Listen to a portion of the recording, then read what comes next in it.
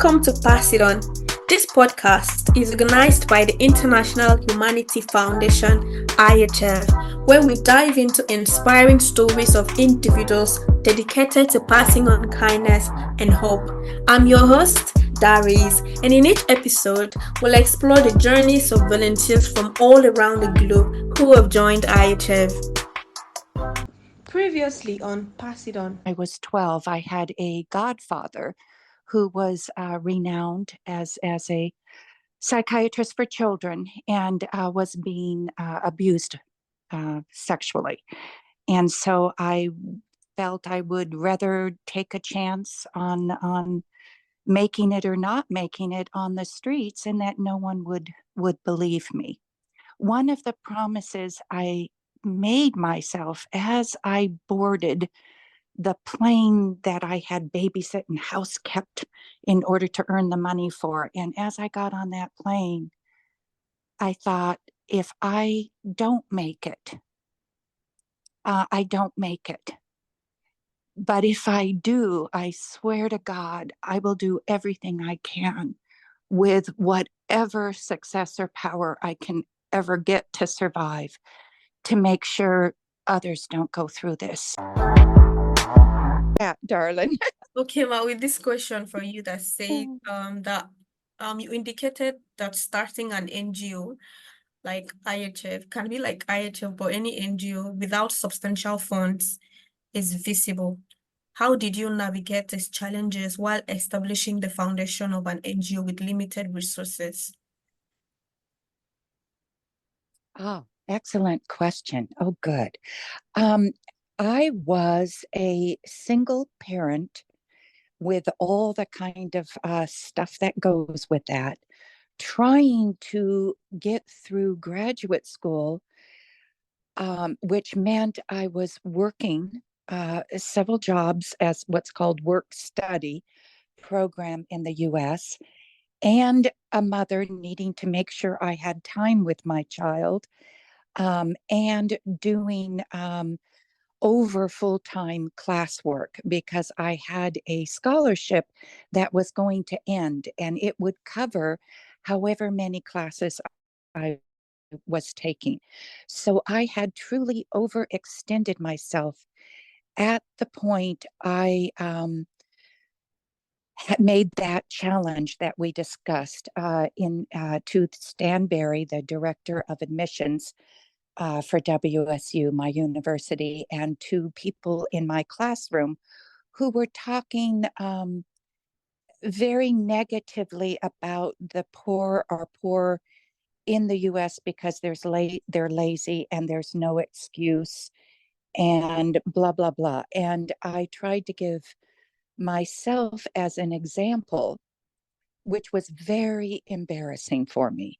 But I felt such a strong emotion at the gap of misunderstanding. And yes, there are many like that, but there are many more that are working as hard as I am working, and those I know that are harder. And that passion that they somehow hear the voices of these people and understand, and that these people are offered the same opportunity to explain and voice via education that I was being offered in the classroom. So I had no money.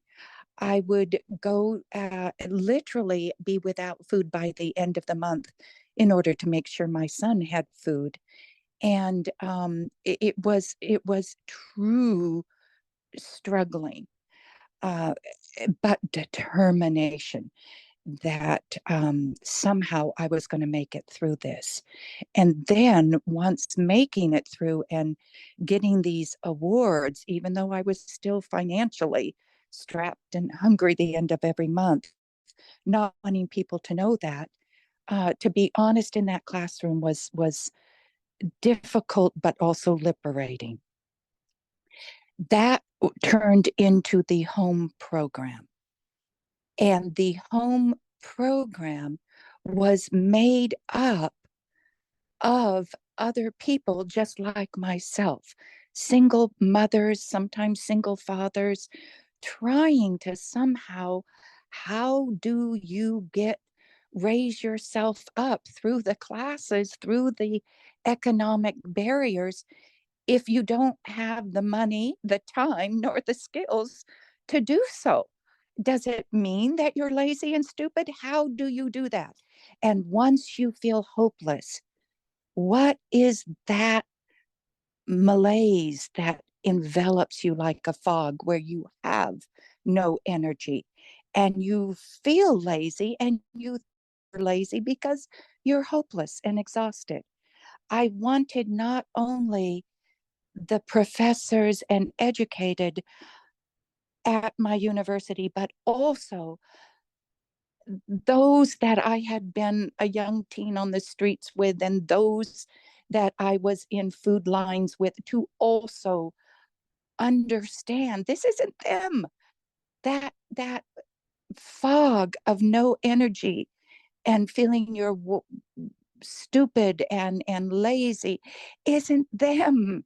It's the situation. Let's experiment.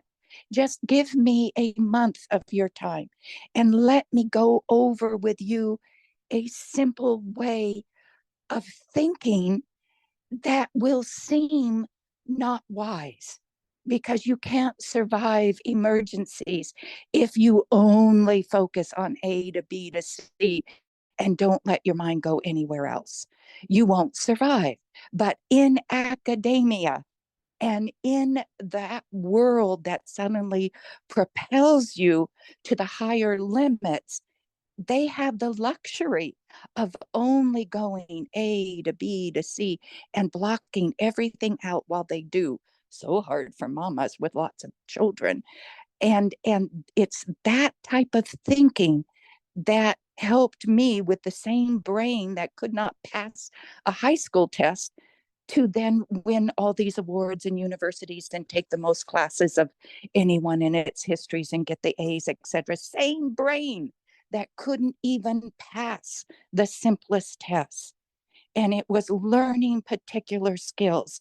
And I believe it's the same thing when we're discussing any skills. We can't define ourselves by the situations we're in and our stories. Let me just see if I can teach you this. And so I did, with a few people. There was only 2 guys and 18 women, and they were wonderful. One of them, Tom Hune, was from Vietnam and had seen his mother and sister raped in the boat and then killed, and he had jumped off and made it. And he's just ended up the most amazing adult human being. All these people, Eunice, who was one of the first women, ended up being a anesthesiologist and helping nurse and helping IHF many years later, going to the Jakarta Center and helping them and leading the Red Crescent in countries. So they went on, but they were kind of my first group, and none of us had any money. We just didn't have it. Daniela and we would kind of collect everyone's food and make what called Balagar Botch, that was my maiden name, and make the soup out of whatever was left, trying to survive. So the very essence and beginning of my doing social movement work or nonprofit work was with us being broke. I mean, that was the start. And it was just using our voices and learning and falling over each other and learning.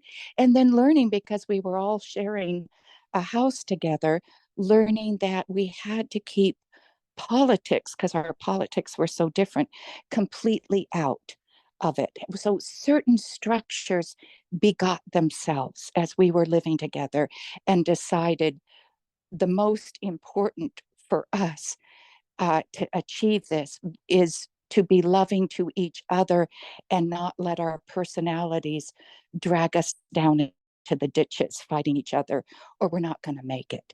We have to help each other in our studies, help each other with our children, help each other as single mothers to somehow get through this. So that first experiment in that house in Pullman, Washington, was, with all of us, completely broke, but we made it. And that sharing love was so important.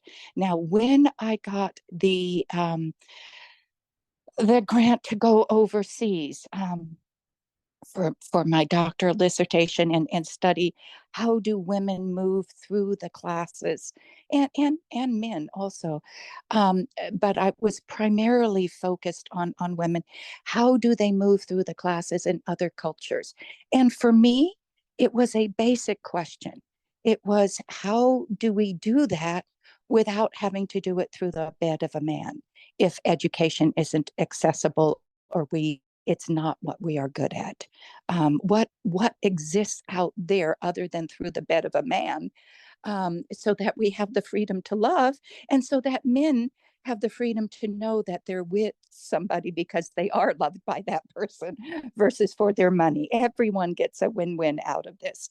So how is this possible? And is it possible and the children still get enough attention and nurturing and not pay the price for it if women are becoming educated and working? It was a concern of mine because children are my passion and they need a lot of attention and love to blossom properly. So that was my research. That was the simplification of what my reason for traveling to different countries was. At the point I left overseas, I had not yet won the presidential award. I was not yet with the doing the thing. I knew some governors because our group sprouted up in different universities, which is why I believe in word of mouth. So they sprouted up in different universities, and then the university presidents would want to know about it, and they would mention it to their governors and state legislatures. So it was getting around by the end of its second year. And then I got that grant and I went overseas, which was also comforting to me because I had a lot of people, not a lot, but I had people marching against me, including, which broke my heart, the Women's Center. The Women's Center itself, who were who were feminists and fellow, were marching against me because I was accepting equally and promoting women, very religious women, women of all backgrounds and all religions, and they wanted it to be only women who believe like this are a part of it, and I refused that, and I kept it no politics, which I've always done, and so that tension made me glad to go overseas, but remember, very little money. So as I was going overseas and doing this research, I was surprised that the work I had done with home, and which I try to teach now, where I had used being a part of home, well, starting home, as an avenue to interview people that I had admired and wanted to learn from in my life. I used introducing what we were doing as an avenue of that. And then my university president, who, as I explained, had become a friend from my, we had a conflict and became friends. He taught me who to CC and how to CC it so that the presidents would read it and these people I admired would get past the secretaries and read it. So I had that knowledge and background, but I was struggling to just have food even while I was able to fly to these places on this grant. Um, so coming across sexual slavery and being taken myself and having Ramu killed and those children we were trying to rescue killed, and getting to know my beloved Asa and Api, some of the first sexual slaves, and Pim Pom, only 10 years old, up there on the bar, sliding all these sexual movements that in a bikini with bright makeup. That I didn't care that I didn't have money. I didn't care that I didn't know how to start it and was already overwhelmed by home going on, and that everyone, including the university presidents and governors, were saying you cannot take on anything else. I didn't give a, excuse the language, but shit. I don't know why shit is a bad word. Everyone does it, but I just didn't care. All I cared was this cannot be happening and not even discussed anywhere, and no one even knows about it. It's rampant everywhere. How is this possible that in our educated world that I'm clinging to as my means of communication has such huge gaps, not only in terms of the poor in my own country, in the US, where those gaps are misunderstood by the decision makers, and those that experience those gaps have no voice of influence with the decision makers, which is why I later talked Reagan, of all people, into having them on his committees. So we had street children, prostitutes, sex workers, and there is a difference between the two. Everyone giving feedback, prisoners, female prisoners, male prisoners, giving feedback and policies of how can we streamline and save the government money so they'd want to, while giving clearer answers and less roadblocks to becoming self-sufficient and self-empowered in their lives. And that now transferring to what I was experiencing on this trip of massive trafficking of humans unseen was overwhelming to me. And in my earlier life, um, I went from being a street child from 12 to 15 to at 16, and I won't go into how, I ended up living with nuns and being a part of the Vatican's Second Council and the UN's Ecumenical Council. So I got to know the UN president and some individuals at a young age.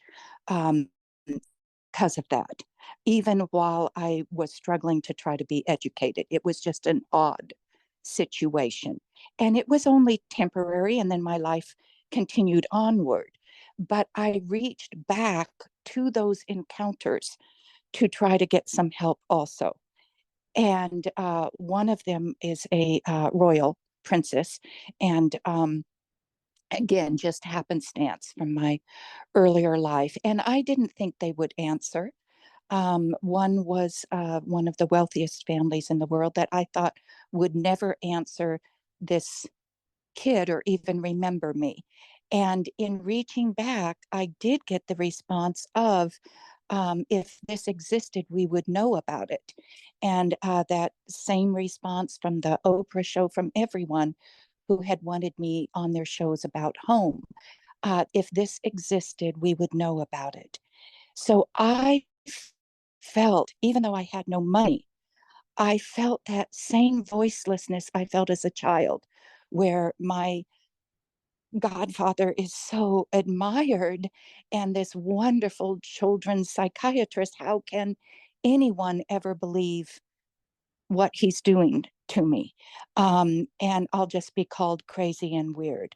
That voicelessness arises in me when I see any child or population made voiceless and their dignity stripped, their humanness that's so sacred and precious, and we're all connected to, being stripped. So I didn't care. I didn't have any money. I just had to do something. It wasn't a thinking thing. It was no different than when the house is on fire. You get everyone out of that so they don't catch on fire. It was that same thing. That's how the social movements began without money, because we didn't have money. So we had to figure out ways of doing it. You know how we did it with home? Everyone donated $1 a month. And so this is in the days of no phone to exchange money. So we got mail bags full of mail with $1. And we had postmen having to bring these big bags to my house. And I told him, this is what's going on. He started volunteering. We got others volunteering because they were so amazed that so many women in the US wanted to donate $1 at a time. So my thought was, I feel a sense of duty. And I am realizing on this world trip for the first time how powerful I really am in this world, and what is wrong with me as a woman if I don't learn more how to use that power to help these women and walk away. What part of me will die forever if I do that? How does that even make sense in this world? So it was with that same feeling that when I miraculously was able to come back to the US, which is a whole other story. Air India took all my luggage trying to get a hold of the film and documents I had in London. Horrible stuff happened, and it was a whole story. But I ended up, thanks to an amazing lawyer in India. He and his wife literally put their lives on line for me. I ended up back home and arriving home with the plans to meet my mother with my son at Disneyland, and in this little boat ride the next morning, where the boat ride at Disneyland was singing "It's a Small, Small World After All," which my son still remembers now that he's in his 40s, when mom came home. And he was singing, it was his favorite song after that, "It's a Small, Small World After All." Well, you know the meaning of that song. It's a small, small world after all.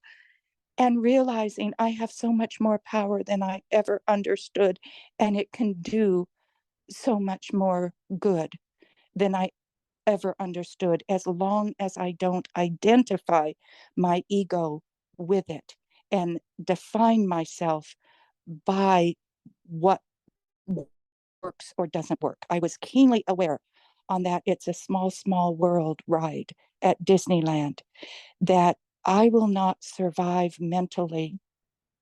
I have no money, and the darkness of it all, I won't survive if I attach myself to the results. I just have to do this and focus on the beauty, like my son laughing on this ride, like my finger in the water, like my mom beside me, the glowing of everything. I'm alive. I'm alive. I made it. I'm alive.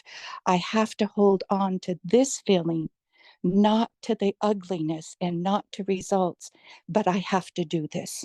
And I have more power than I ever understood. And in a way I never understood before this trip, this also brings a deeper type of joy and happiness than I understood at the same time.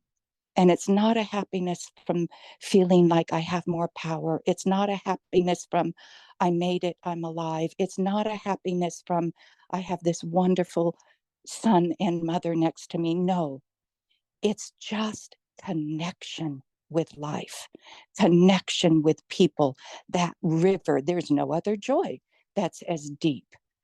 And that moment helped me to understand, if I'm going to do this, it's going to have to be like home, because people won't believe us.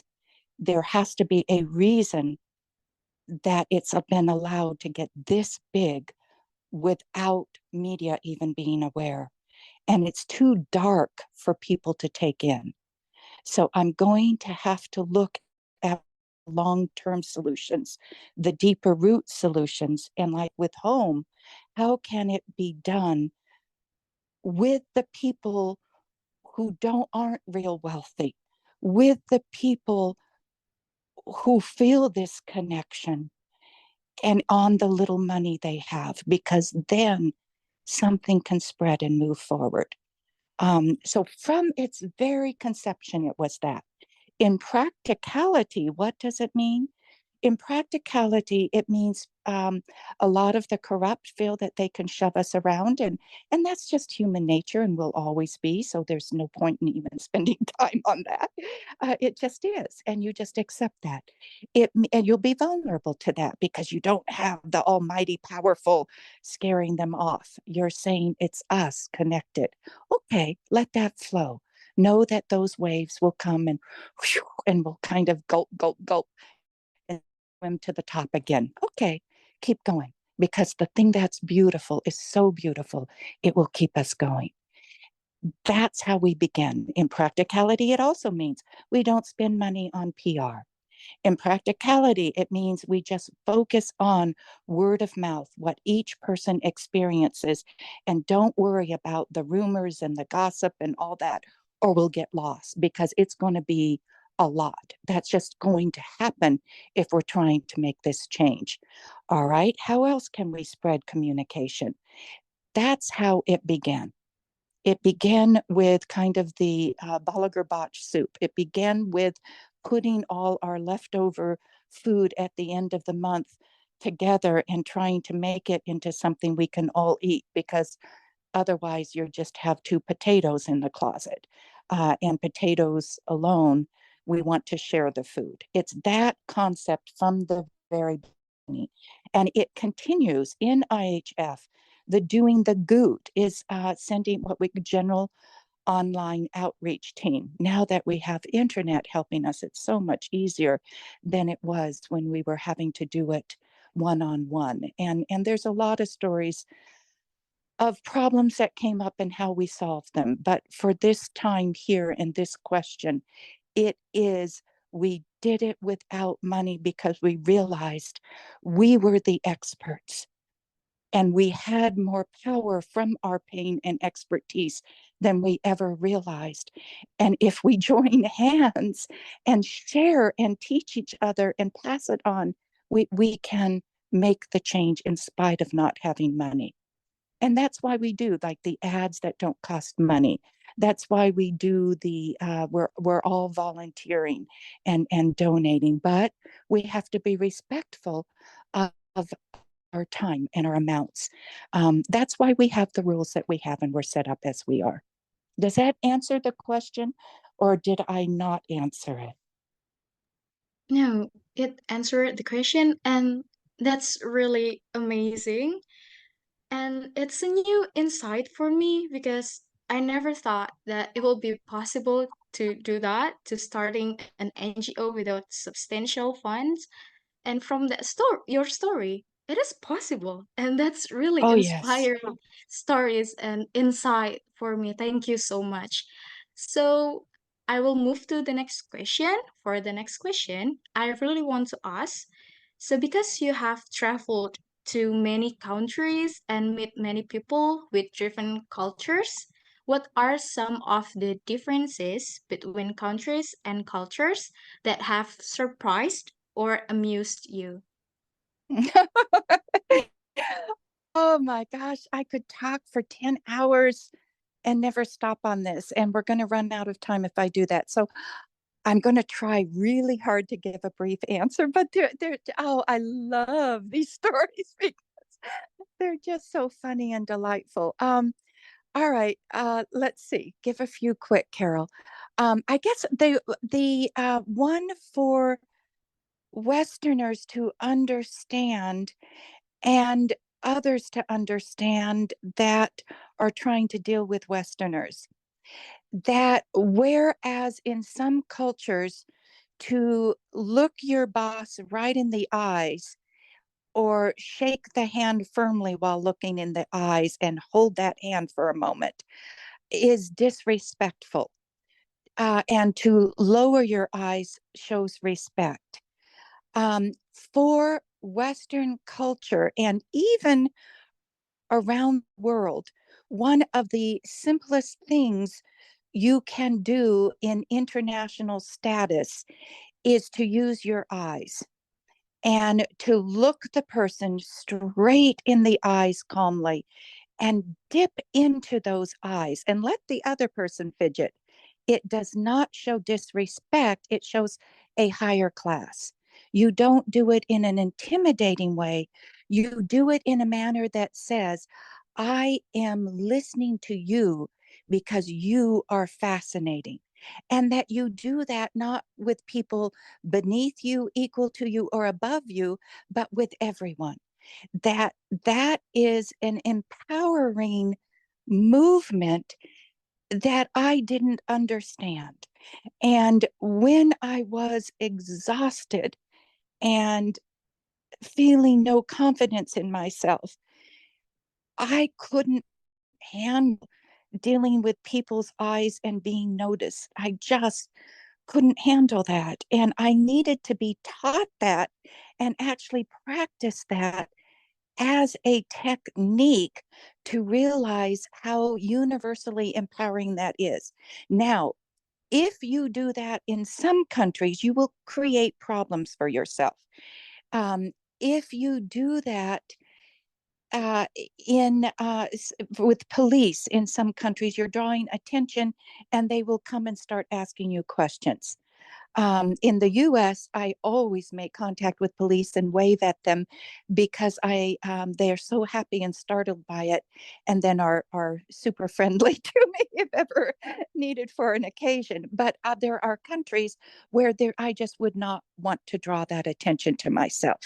I am not saying this across the board culturally. I am just saying that generally your upper class, just as your upper class who have old money or are used to being in power positions don't flaunt jewelry. They do that only if it's an occasion where they're supposed to. But in day-to-day life, anyone who flaunts a lot of jewelry and gaudiness and heavy, people feel are trying to draw attention or are new to power and wanting to flaunt it and kind of look down on, because that simplicity, wearing clothes of quality but simplicity, understated, is important. That kind of junk, and it's just language, it's junk. It's like certain words you use and certain words you don't. It's just junk stuff. It's so helpful to learn because it shortcuts stuff. And people are amazing in how much they will classify someone by first impressions. I'm amazed at it, but it's true. And so looking in the eyes generally, even though that is so rude to do in many cultures, even in those cultures, if you're educated and have traveled the world, you know to look people in eyes. And so therefore they immediately assume you are a more sophisticated person. So that's one thing. The other is if people are mad and upset at you and you don't know why, and they're talking very polite, but you feel something is wrong, but you don't understand, do not assume it's your personality and you. It can be as simple as, oh, there's so many examples. Hopping down the stairs of my home in Bali, where some men were sitting, and I'm hopping down the stairs and they all leave and they don't come for the ceremony that was really hard for me to do because they wanted a roasted pig and I had a pet pig. So it was so hard for me to do, but I honored the ceremony and then they didn't come. And I was sure it was mistakes I had made because I do so often. instead, I found out much later when I finally sat down with someone and we went over everything and I tried to figure out why. It's because to hop downstairs where the men are standing was to say, I don't like you, because if it was a menstrual period, I would have given them all bad luck. And I had no idea and hadn't taken the time. This was when I was young enough to still have menstrual periods. I hadn't taken the time to understand the culture, and that they did not realize, um, to them, it was beyond fathomable that I wouldn't understand. If you're working with um, very poor and outer villages, do not put down and think it's not important to learn what you consider superstitions. Because believe me, each of us have superstitions that we consider not superstitions and don't even know it. Do not put that down. That's not going to help anyone. And so you do want to talk to people and not just assume politics and build up dramas, assuming things, because they can easily build up when you're working between cultures. And then you laugh and laugh when you find out what it really was. And it happens so often to everyone. And drama gets built very quickly. Don't let the drama get built. So there are a zillion humorous ones. When Danny went to Prague, he was up all night. I couldn't convince him that Americans and Europeans and those in Prague, they're not killing all the trees. He was certain that they were dying everywhere. And he kept watering them during the night, so that I wouldn't see, because he didn't really believe me that there's such a thing as deciduous trees that lose all their leaves, and it doesn't mean they're dead. And he just couldn't fathom it. And it was even to this day, as Danny's leading the Medin Center, even though it's what 30 years later. All I need to say is deciduous trees. Understanding something. And then there's the opposite thing, and that is where I could not fathom. I just didn't believe it when they said that the number one cause of death are falling coconuts. And I just would romanticize and love it and walk. And I didn't walk carefully until someone I loved got hit by a coconut and died. I just could not believe it. And I thought they were teasing me. So there's a lot to be understood that sometimes we just can't to begin with. Let's see, cultural traits I love that stayed with me and helped me so much, because I have a very, I think it's from the childhood abuse, I have a very reactive and over temperamental, reactive personality. I'm very, your artist emotional type. It's really been to my detriment, to everyone's detriment. And it took me many years to learn to go with the waves and not kick all over when they come. So one of the things culturally that has really helped me is starting to fathom the difference of, we can move anywhere in the US, I can move anywhere in the world, I can go anywhere. So I can stand up and say, well, this is my truth and what I believe, and I will tell the truth. And understanding that for most of humankind's history, and for most humans on this planet still, that's not true. And if they belong to a tribe or a culture or a family, you can't just move and still be independent and okay in the way we all are able to be transitory as a way of life. Transitory for much of the world is detrimental to devastating.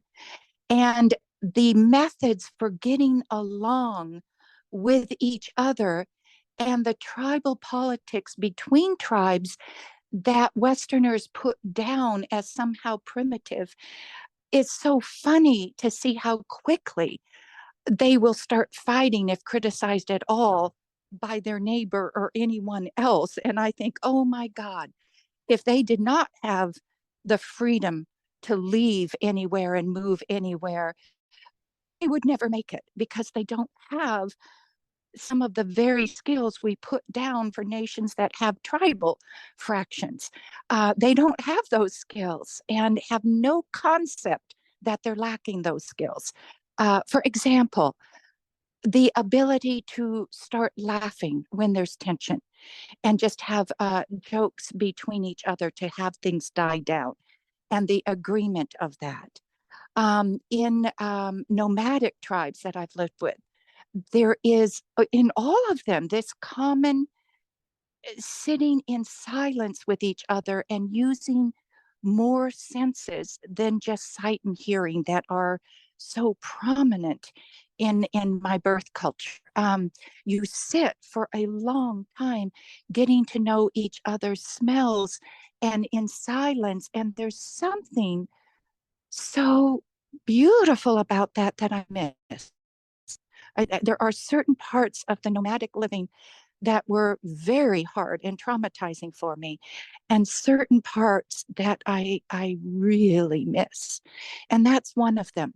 We don't smell each other. I felt it fascinating when I couldn't get home soon enough to get to my mother when I found out that she had had a blood clot and needed emergency surgery, and they were worried for her life and would I make it in time. And the first thing I did instinctively was smell her arm. And I couldn't take that in enough. I just couldn't stop smelling her arm. And I realized, it doesn't matter where we're born. Some of the things that are the norms in nomadic culture are still not completely lost in each of us, no matter what cultures we come from. We are all symbiotic animals. And I still, to this day, that smell of her arm, it was alive. I could smell it despite the medication smell. I could smell her soul. There are the laughing when the place went up on fire, and on the island that where I was living and working with, the place went up on fire, and the coconut shells that you keep piled up on the side were popping in the air. And I was sobbing, thinking only of, oh my God, all the artwork that we had made over a year to have shipped to our store in La Jolla. And oh my God, it's all lost. And I was sobbing, and they were laughing and laughing at the laughing, and I started laughing. It helped me so much, that laughter. And then I started noticing children do a lot of these things naturally, even when they're starting to fight with each other when they're very young. They'll suddenly start laughing or figure out how to. I noticed some things thinking, wow, how stupid of us. We'd never get along in the West when we can't even get along with our relatives because we've lost some of these instincts. So that another one was with in Pakat, when it's such dry desert, when the rains come, which you never think they will ever, ever, ever, just dry, dry, dry, hard. It of course floods immediately. And they had told me, but I didn't understand that any place could flood that big and vast that quickly. It just, I of course it seeps in. Oh, it doesn't at all? Wait, and I didn't understand. And so our new medical van, and we had in it all the computers, the equipment for the borehole we were digging, for the well where they're literally dying from lack of water. I was devastated, and there it went. And then the kids just started laughing and laughing. Some of, I think, Chamarak and some of them were there with me, so they'll hear this and start laughing as they remember. So there it is, bopping in the river, boop, boop, boop, boop, boop, and the computer's bopping, and they're laughing and laughing. That helped me, the ability to laugh, even when our beloved dog died, and Kadek made some joke about the dog because the dog used to poop in the house or something, and well, heaven will be full of poop. And I just, it's I there, and she made some other joke and started laughing. And at first I felt, that's ugly. How can you laugh like that? And then pretty soon I saw was helping my daughter who was devastated, and she started laughing. That use of laughter is one of the difference in cultures. There's much about the culture I'm in, born to, that I love. I love the fact it doesn't matter what family we're born into. I love that we can look stupid in order to learn something and don't have to always look good and then be made fun of. There are some things I love, but there are other things that I'm sad that we've lost. I could go on for hours and hours. This is an endless topic to me, so I'll shut up, darling. Thank you so much. I was really giggling. Thank you. And that was really, really There's so many.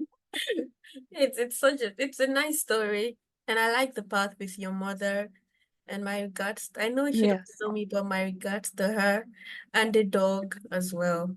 But I love them. But do you have some time for one more question for today? Yes. Let me see the time. Oh, we've got 5 minutes. Let's see if Blabbermouth Grandma can do it. Okay, Okay. what's the question?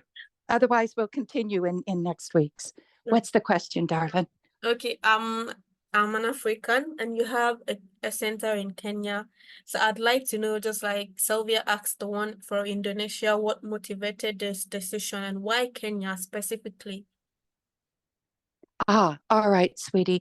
We went Kenya, specifically, the quick answer is because the corruption and trafficking of humans, when you follow the string and follow the tail, I kept coming back to Kenya for that trafficking that takes place in Africa, which isn't as it's very different, dependent on the country and continent.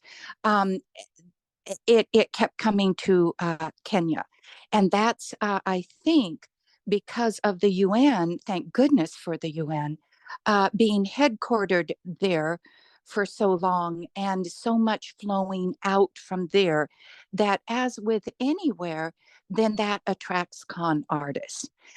So that's the quick answer in our 5 minutes. The longer answer I'll have to explain next week is that my daughter wanted to go on a safari, and we went on that safari, and what we experienced on that safari and the aftermath of what happened at the Hilton. My daughter turned to me and said, "Mommy, we have to do something here." And so that's the longer answer. I don't have time to answer. So there you go. And to think she was what, 7 years old, and now she's what, 35, 36? I was like, Catch up on all the heartwarming moments and inspiring stories from our previous episodes of Partisan. Join the discussion and immerse yourself in the journey of kindness and goodwill towards humanity. Tune into our podcast on YouTube at IHF Online and Spotify at Bridges of Humanity. Don't miss out on spreading positivity and making a difference. Pass it on. Next on, pass it on. Before we wrap up today's podcast, if you remember, I told you this morning, was yesterday, that we have a surprise for you. I know that you have a surprise. You guys are my surprise. What's the surprise? Because it's old woman. Speaking of women, what? Turning my dreams into reality within a year, you have built my skills and confidence from the ground up, loving us like a mother and guiding us like a but her belief in us and her passion for helping children in need truly inspired me a lot. And I learned a lot of things from her. Thank you for giving me this opportunity and for your guidance and support. I am deeply grateful for the positive impact you have. My precious love.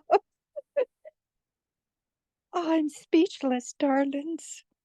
I'm your blabbermouth is speechless. Oh my gosh, my darlings. I'm sorry, I can't talk. The tears are just flowing. My sweet loves. Thank you all so much. I'm so blessed.